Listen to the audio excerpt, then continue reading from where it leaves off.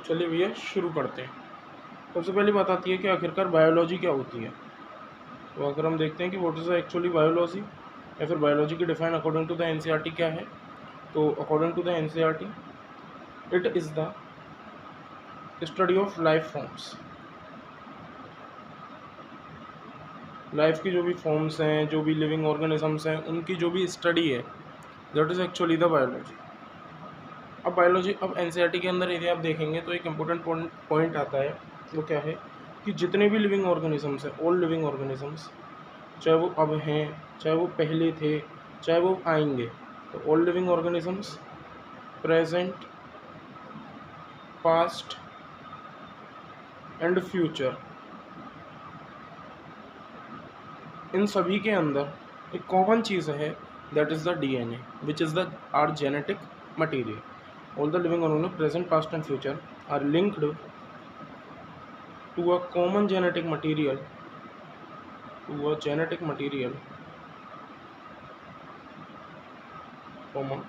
common known as DNA। अब यदि हम एनसीईआरटी में आगे बढ़े तो एक पॉइंट आता है कि वास्तव में लाइफ है क्या, what Indeed is life.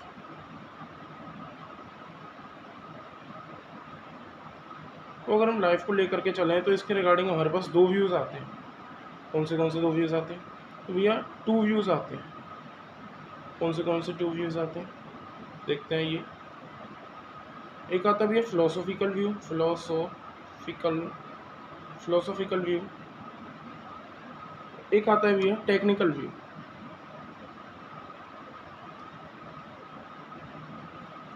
Philosophical view जो है वो इस बारे में बताता है कि वास्तव में लाइफ का पर्पस क्या है, what is the purpose of life.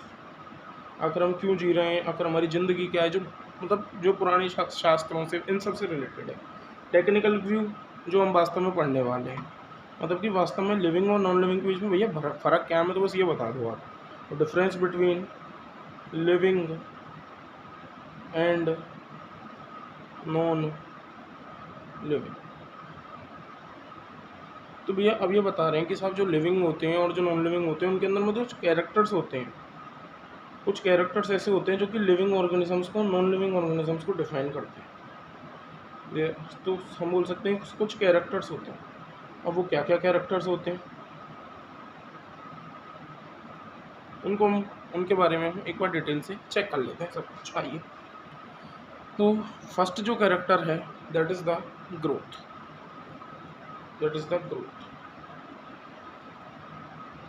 तो वास्तव में यदि हम ग्रोथ को देखें तो ग्रोथ क्या, तो आपके हिसाब से बोलेंगे कि भैया नंबर में बढ़ना, या फिर हो सकता है बायोमास में बढ़ना, या फिर हो सकता है साइज में बढ़ना। ये तीनों ही ग्रोथ में आते हैं। It means increase in number, biomass and size of an organism is actually the growth. अब एक इम्पॉर्टेंट पॉइंट आता है कि what are the twin characters of growth? तो increase in number and increase in biomass. What? Increase in number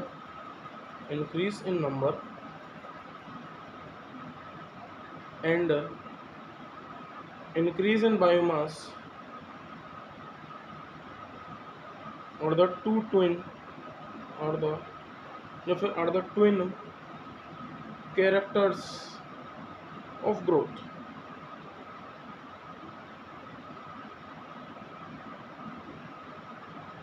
ये दो basically main characters हैं। अब यदि हम बात करें कि प्लांट्स के अंदर किस तरह की ग्रोथ होती है और एनिमल्स के अंदर किस तरह की ग्रोथ होती है, या फिर जो यूनिसेलुलर और जो मल्टी सेलुलर जो थोड़े बहुत छोटे मोटे ऑर्गेनिजम्स होते हैं उनके अंदर किस तरह की ग्रोथ होती है, तो हमें तो वही पता है कि जो प्लांट्स होते हैं उनके अंदर कंटिन्यूस ग्रोथ होती है। उनके मेरिस्टेमेटिक पार्ट के अंदर, कौन से वाले पार्ट के अंदर, मेरिस्टेम वाले पार्ट के अंदर, उसमें कंटिन्यूस ग्रोथ होती है मेरिस्टेम वाले पार्ट में, प्लांट्स में। तो ठीक है, तो हम बोल सकते हैं क्या sir, plants have continuous growth. और जबकि अभी एनिमल्स में देखो, चाहे आप किसी भी एनिमल को उठा करके देख लो, चाहे आप ह्यूमन को देख लो, चाहे किसी भी एनिमल को उठा करके देख लो, उसके अंदर एक पर्टिकुलर उसके लाइफ स्पान तक ग्रोथ होती है, उसके बाद फिर इसमें ग्रोथ रुक जाती है। तो प्लांट्स ऑफ कंटिन्यूस ग्रोथ। और यदि एनिमल्स में यदि हम ग्रोथ देखें तो एनिमल्स में दे है डिफ्यूज्ड ग्रोथ। एक पर्टिकुलर टाइम तक की ग्रोथ होती है, एक पर्टिकुलर एरिया तक, एक पर्टिकुलर चीज़ों तक ग्रोथ होती है, बस बात खत्म। और जबकि जो छोटे मोटे ऑर्गेनिजम्स होते हैं या फिर हम यूनिसेलुलर ऑर्गेनिजम्स जिन्हें बोल सकते हैं, उनमें यदि हम देखें यूनिसेलुलर ऑर्गेनिजम्स, तो इनके अंदर ग्रोथ, इस वाली ये वाला क्वेश्चन कभी भी पूछा जा सकता है नीट में देखें तो हम, तो इनके अंदर एक्चुअली देखें तो इनके अंदर ग्रोथ होती है बेसिकली सेल डिवीजन से। हम बोल सकते हैं ग्रोथ बेसिकली क्या होता है, सेल डिवीजन। पूछ लेते हैं कि मतलब सेल डिवीजन से ग्रोथ किस किस में भी हो सकती है, तो हम बोल सकते हैं यूनिसेलुलर जो ऑर्गेनिजम्स होते हैं जैसे कि मोनोमर्स बोल सकते हैं, एक्सेट्रा। ठीक है, तो हमने बोला कि भैया अगर आप पहले वाली डिफाइन को अगर आप इसको देखें कि increase in number, biomass and size of an organism, तो अब ये बोलते हैं भैया एनसीईआरटी जी बोलती है हमारी कि अगर आप इसको ही ग्रोथ मान रहे हो तो ऐसा तो पहाड़ों के अंदर हो रही है भैया, भाई पहाड़ों के अंदर बायोमास बढ़ रहा है, पहाड़ों के अंदर साइज बढ़ रहा है, ऐसा तो आप किशमिश को पानी में डाल दो, रेजन होता है ना किशमिश, उसको पानी में डाल दो वो फूल जाएगा। लेकिन एक्चुअलिटी में ग्रोथ नहीं है ये। ग्रोथ एक्चुअलिटी में क्या है, जैसे कि ह्यूमन में होती है, एक बार हो गई फिर दोबारा वो ऐसे नहीं कि मतलब अगर किसी भी इंसान की लंबाई बढ़ गई तो वो दोबारा से छोटा हो जाएगा, ऐसा नहीं होता ह्यूमन में। ऐसा तो नहीं होता ना भैया, बता दो, होता हो तो नहीं होता ना। तो इसका मतलब कि यदि नंबर को, बायोमास को या फिर साइज को यदि हम ग्रोथ मान लें, या फिर कुल मिलाकर के हम बोल सकते हैं एक्सट्रेंसिक ग्रोथ यदि हम मान लें, तो एक्चुअलिटी में it is not the growth, but लेकिन हम इंट्रेंसिक ग्रोथ मान लें, व्हाट, टर्म पे ध्यान देना, एक्सट्रेंसिक है ना इंट्रेंसिक है, इसे कन्फ्यूजन पैदा होता है कि यदि हम एक्सट्रेंसिक ग्रोथ पे ध्यान दें तो ये लिविंग का फीचर नहीं है, यदि हम इंट्रेंसिक ग्रोथ पर ध्यान दें that is the feature of the living organisms. That very important point कि extrinsic growth is not the feature of living organism, is not feature of living organism, but intrinsic growth is a feature or a या फिर or a is a defining feature of living organism।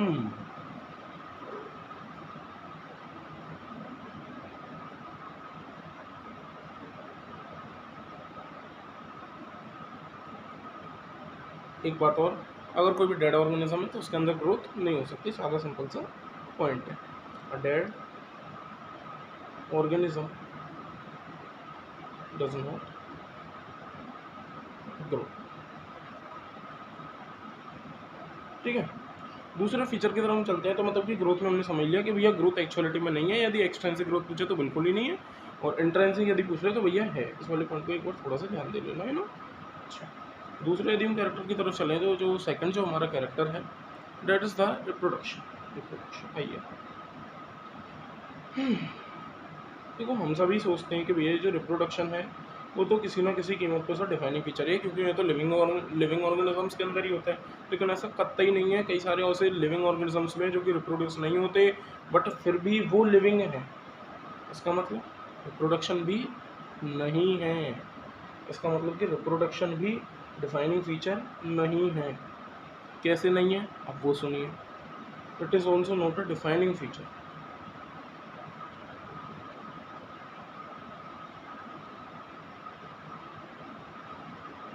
क्योंकि कई सारे living organisms को देखा था, जैसे mule MULE mule, जैसे कि हम बोले mail honeybees,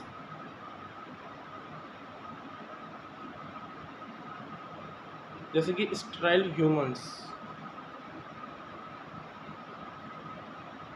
they do not reproduce,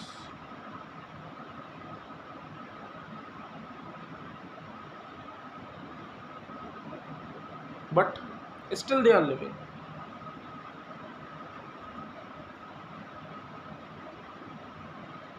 या फिर स्टिल दे आर लाइफ, ये वाला हम बोल सकते हैं।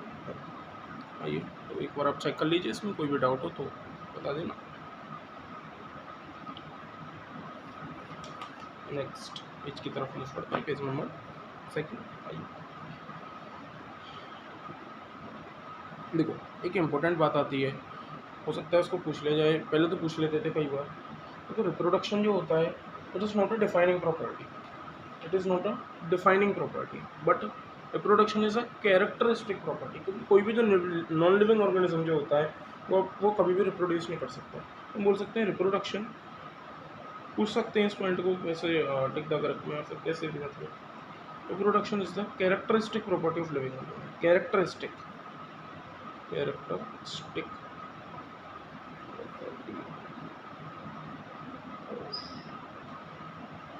Living organism. डिफाइनिंग प्रॉपर्टी नहीं है but it is the characteristic property of the living organism. तो हमें कुछ एग्जांपल्स दे रखे हैं, यदि आप एनसीईआरटी को देखो तो उनके अंदर हमें रिप्रोडक्शन के टाइप्स दे रखे हैं। जैसे कि एग्जांपल्स में यदि हम बात करें तो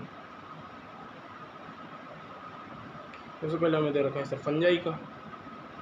फंजाई के अंदर किस तरह से होता है, हम बोल देंगे कि भैया फंजाई के अंदर बनते हैं मिलियंस ऑफ एसेक्सुअल स्पोर्स। अगर आप चैप्टर देखेंगे फंजाई का तो इसके अंदर स्पोर्स जो बनते हैं बेसिकली फंजाई के अंदर ही बनते हैं।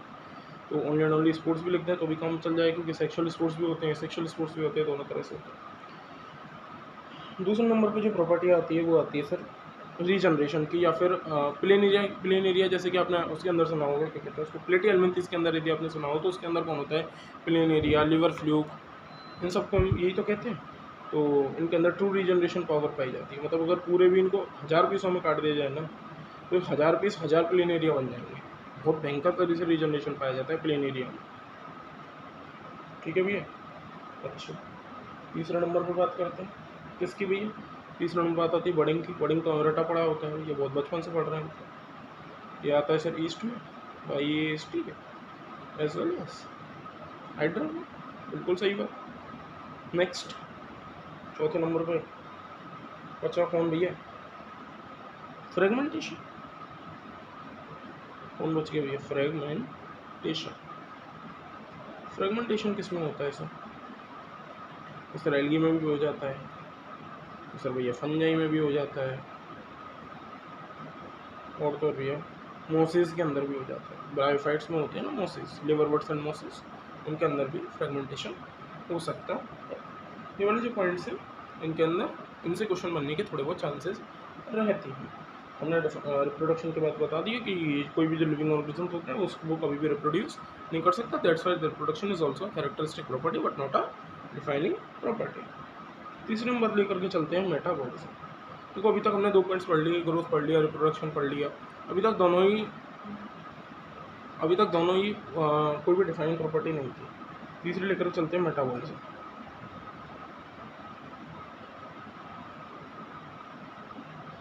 Metabolism is a defining property of the living organism. तो देखिए भैया हमारी बात हो रही थी सर मेटाबॉलिज्म पे, तो ये जो मेटाबॉलिज्म है it is the defining property of the living organisms. क्योंकि ये जो metabolism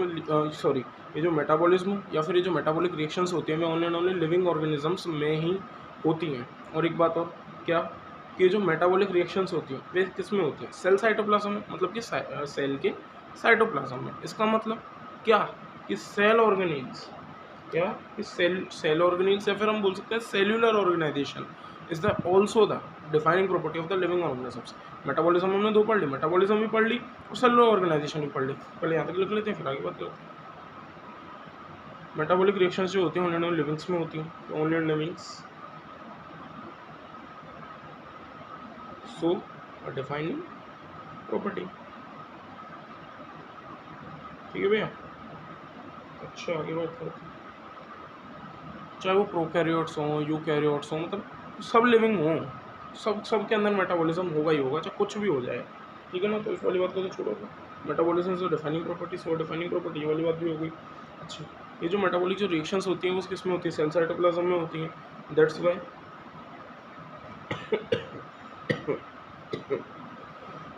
sorry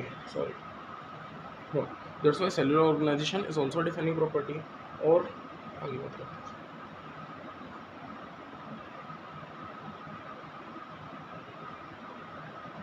they occur in cell cytoplasm. So, cellular organization is also defined properly. अभी काफ़ी इंपॉर्टेंट पॉइंट आता है, उसको देखिए आप ध्यान से। देखो, अगर कोई भी आइसोलेटेड मेटाबॉलिक रिएक्शन हो रही है हमारी बॉडी के बाहर किसी भी टेस्ट ट्यूब में, तो वो ना तो लिविंग होगी ना ही वो नॉन लिविंग होगी। अब ये जो रिएक्शंस हो रही हैं किसी भी टेस्ट ट्यूब में, ये लिविंग थिंग नहीं होंगी, बट श्योरली ये लिविंग रिएक्शंस तो होंगी। ये वाली बहुत इंपॉर्टेंट है, इसमें क्वेश्चन बनता है और कन्फ्यूज़न होता है इसमें। तो बोल सकते हैं an isolated metabolic reaction outside the body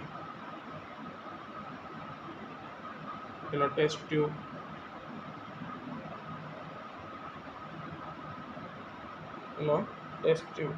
is neither living nor non-living. These reactions are not living things, but surely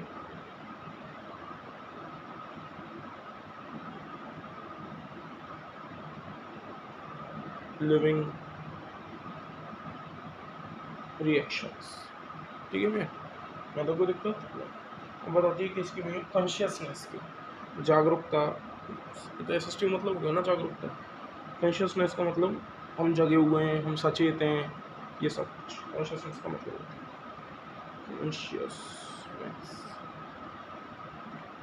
consciousness के लिए एक इम्पोर्टेंट पॉइंट आता है क्या, it is the most obvious and technically complicated feature of living organism। 2017 में या फिर 2018 में डायरेक्ट इससे क्वेश्चन पूछा गया था। It is the most obvious and technically complicated. कैसा है भैया, टेक्निकली कॉम्प्लिकेटेड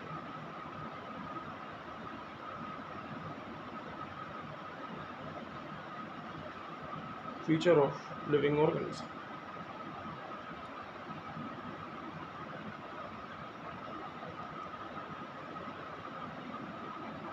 वास्तव में क्या है, तो it is the ability to sense environment and, मतलब कि हम इन्वायरमेंट को किस तरह से, इन्वायरमेंट की चीज़ों को किस तरह से देखते हैं, किस तरह से उनको सेंस आउट कर पाते हैं और किस तरह से हम उनके लिए रिस्पॉन्ड कर पाते हैं।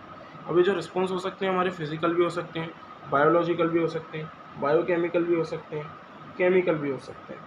ये जो हमारे रिस्पॉन्सेज होते हैं वो सभी तरह के रिस्पॉन्सेज हो सकते हैं। इसका मतलब क्या ना, it is the ability to sense environment and respond to these factors,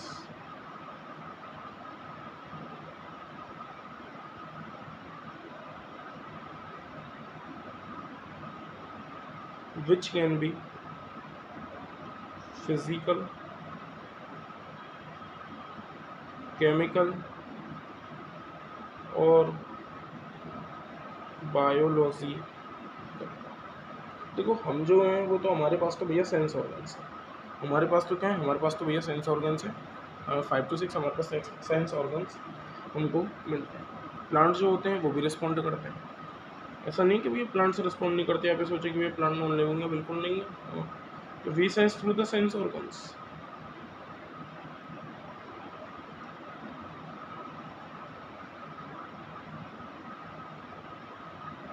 Plants also respond to these environmental factors। कोई दिक्कत नहीं। तो क्वेश्चन आता है कि फोटो पीरियडिज्म क्या होता है, वो तो आप जब प्लांट हार्मोन्स पढ़ेंगे, जब पढ़ेंगे फोटो रेस्पिरेशन, या फिर आप फोटोसिंथेसिस में भी थोड़ा बहुत देखो, उसकी झलक देखने को मिलती है। फोटो पीरियडिज्म में अगर हम बात करें, फोटो पीरियडिज्म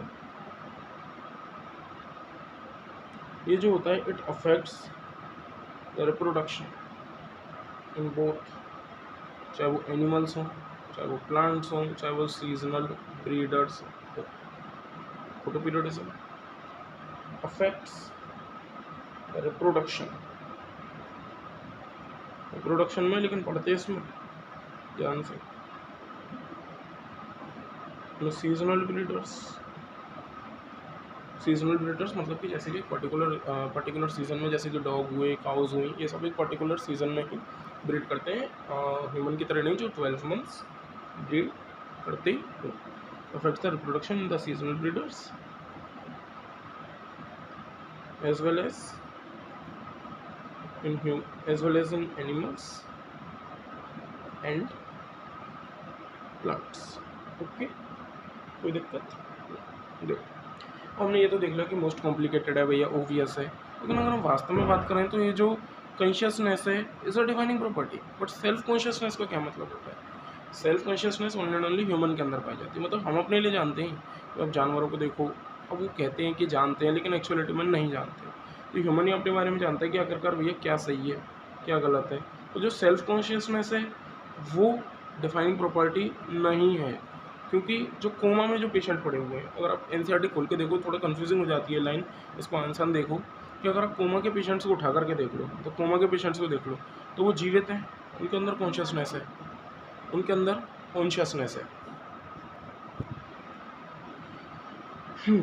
इसका मतलब हम बोल सकते हैं consciousness is a defining property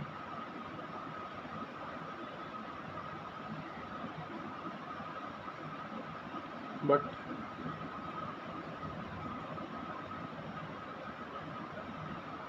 self consciousness is not a defining property। वो अपने कमों वाला तो देख ही लिया।